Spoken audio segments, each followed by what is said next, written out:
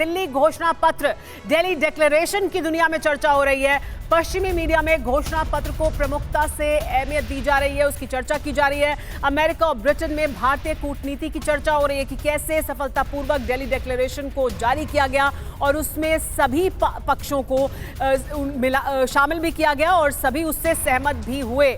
उन तमाम मुद्दों को एड्रेस किया गया जिन्हें एड्रेस किए जाने की जरूरत थी, और वो मुद्दे जिन पर बात अटकी हुई थी, जैसे यूक्रेन का मुद्दा, रशिया को कैसे संबोधित किया जाएगा, अग्रेशन का मुद्दा या टेरिटोरियल इंटेग्रिटी का मुद्दा, इन सब मुद्दों को शामिल भी किया गया है और सभी पक्षों को उस पर सहमत भी कराया गया और इसकी दुनिया में चर्चा हो रही है। सब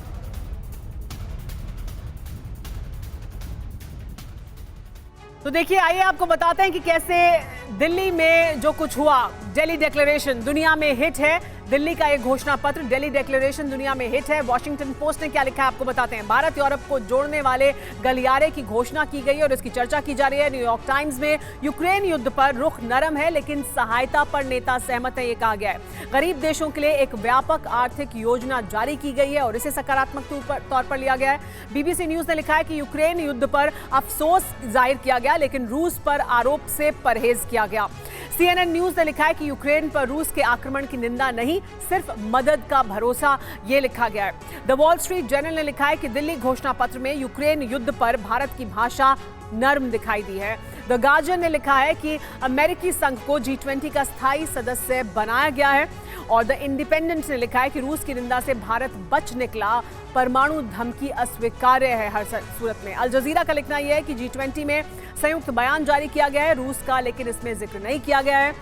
इसके अलावा तास ने लिखा है कि अनाज समझौते को पूरी तरह लागू करने का आह्वान किया गया है दिल्ली डिक्लेरेशन में। तो दिल्ली डिक्लेरेशन की चर्चा पूरी दुनिया में, पश्चिमी मीडिया में और पूरी दुनिया के मीडिया में इस वक्त की जा रही है। आइए देखते हैं कि 10 बड़े मुद्दे क्या हैं, कैसे भारत की सोच पर दिल्ली घोषणा पत्र में मोहर लगती दिखी है साफ तौर पर। वो कौन कौन से मुद्दे जिन पर भारत की मोहर साफ तौर पर दिखाई दे। देखिए, आइए आपको बताते हैं G20 में भारत की बात कैसे रखी गई है। दिल्ली घोषणा पत्र में क्या है वो ये हम आपको बताएंगे इस और भारत की सोच पर मोहर कैसे लगी वो भी आपको बताएंगे। दरअसल दिल्ली घोषणा पत्र में यह है कि यूक्रेन के संदर्भ में रूस का जिक्र नहीं है। भारत की सोच पर मोहर इस तरह से लगी कि रूस का जिक्र नहीं चाहता था भारत, रूस नहीं चाहता था कि रूस को उस तरह से टारगेट किया जाए और वो फिर रूस को स्वीकार्य भी नहीं होता। तो भारत की तरफ से कोशिश ये थी कि दिल्ली डिक्लेरेशन आना जरूर चाहिए। रूस यूक्रेन युद्ध शब्द नहीं है, रूस यूक्रेन युद्ध का जिक्र नहीं किया गया है। चीन ये शब्द नहीं चाहता था तो उसको भी शामिल किया गया है।